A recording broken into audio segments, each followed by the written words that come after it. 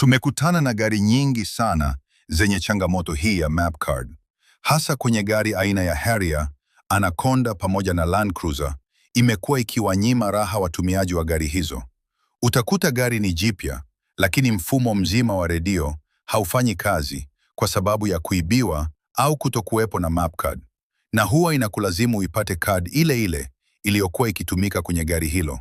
Hata ukitoa card kwenye gari kama hilo ukaweka, bado huwa haikubali, maana gari inaufunga mfumo mzima wa redio na mtumiaji kuto kupata kitu chochote upande wa redio zake original zinazokuja na gari. Basi, changamoto hii imefika mwisho kwenye gari aina ya Harrier, Anaconda na Land Cruiser. Kama mnavyoona, hapo boss alituletea kazi, maana gari ilipoteza mifumo yote, mpaka kamera za 360 zilikuwa hazifanyi kazi tena.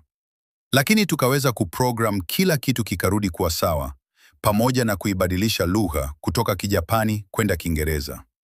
Asanteni na karibuni sana kwa wale wote wenye changamoto hii ya map card.